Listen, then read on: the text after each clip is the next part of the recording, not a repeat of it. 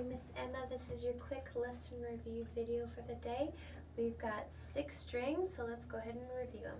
So if you remember the mnemonic, Eddie, ate, dynamite, good, bye, Eddie. So you've got 6 strings. So E, A, D, G, B, E. Right? So you got Big Eddie, you got Little Eddie. So Little Eddie is referred to as the 1 string, Big Eddie is referred to as the 6th, and everything in between, so 1 through 6, right? So if I refer to the strings or the names, you know which ones I'm talking about. Okay, so let's go ahead and warm our fingers up. After you've got your guitar all nice and tuned, let's go ahead and do this little exercise with your pick that you've got handy. So remember, holding the pick, you're going to put your thumb up against it like so. So that little pointed area is going to be facing that way. So you've got your thumb against the pointy part, right? Or against the big flat part, just so you can see it. Yeah. And then your index finger is going to go in that direction of the point, but behind it. So it looks like you're pinching it, kind of like this, making almost like a B or a D shape. I don't know how this is. I'm pretty sure this flips, so it'll probably be a B shape. Okay, so now for this, or a D shape. D shape? Maybe a D shape. I don't know. Anyhow. Okay, so for this, we're going to pluck the first string, and you're going to pluck it open first. So you've got your hand cupped there. Remember, you've got your arm nice and straight. You're not going to contort your hand to look like this against the guitar or like this against the guitar. And you're going to have your right leg raised up a little bit just to make sure, like, put it on a peanut canister or a few books if you want to, just enough to where your right leg is raised up a little bit so you can have better control over your guitar. So you raise it up, you have your right arm resting on this to where this has movement like this, your arm has movement, okay? And you hold your guitar with the hand like this cupped behind it, and you're going to just curl your fingers to where the tippy tips of your fingers are going to be touching the strings. So you've got that first string right there, first fret that you're going to put your finger on. You're going to put your pick on the top of the first string, like inside it, to where you're going down with it. And you're going to pluck down while having that finger down and get close to the fret. You don't want to be further back. You don't want to be far back because it'll be harder on your fingers to press. So you want to be close to that fret and then pluck it nice and clean. And you did really well with this earlier, so then add your middle finger. Go ahead and pluck that one. Make sure it's nice and clean. There's no, just like, it's not sounding like that, and it's not, I'm trying to make, it's not doing that. You want to make sure there's just pressure on it, okay? So pressure on this one, third finger, and the last one, the pinky. So this one is the hardest one because it is actually spread out. You'll have your callus more on the sides here than you will on the tip. So it's going to be spread out, kind of looking like that when you've got your fingers out, and you pluck it. So now let's try to go backwards. You're going to pluck the pinky ones while it's still down and making sure it makes a nice clean sound. Like that. Then going back to the ring finger, then back to the middle finger, then back to the index, and then back to open. Okay?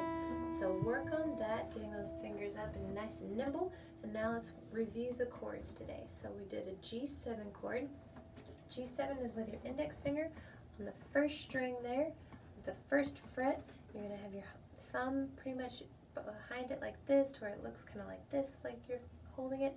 And the index finger just pressing down on your first string there, getting close to the fret. And you're going to play 4 strings, or from the D string down, or from the 4th string down. And it should have that final sound right there. And you're going to basically just run your pick across it, and that should be the final sound you hear. If you only hear this, then that's not getting all the strings. You want that final noise like that.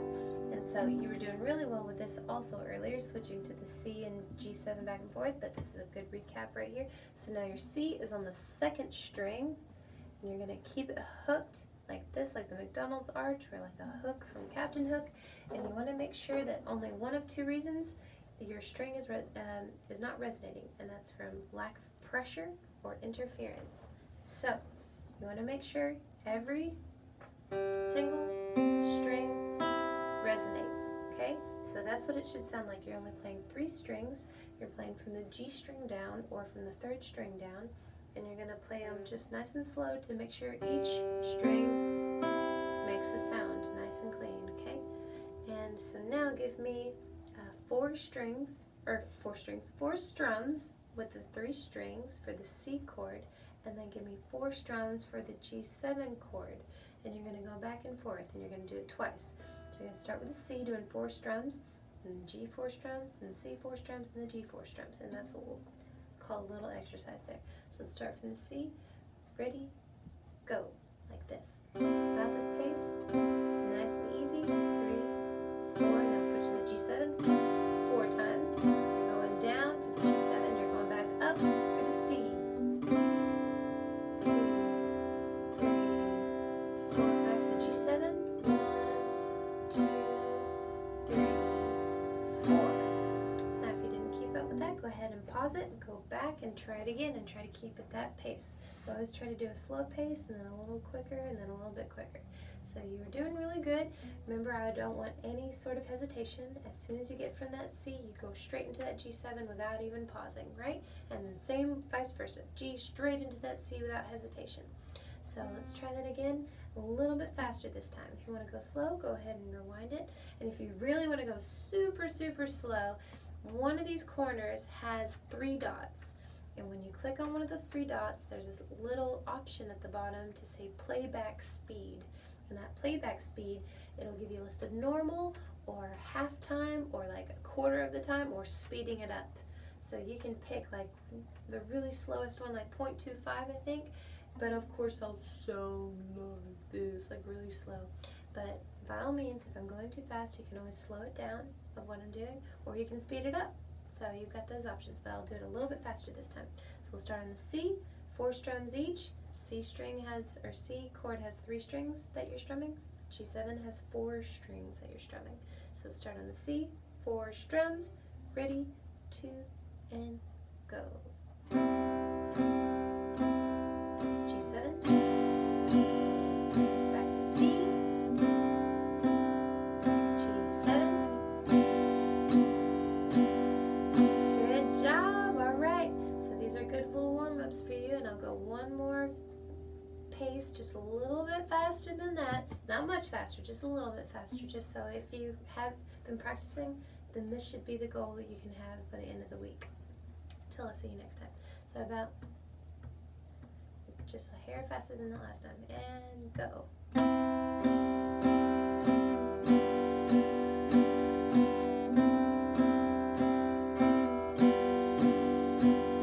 See, that wasn't too bad. That wasn't too bad, right? Okay, so you can work on that, and we will do some more intricate stuff. You can go ahead and practice the up strums as well.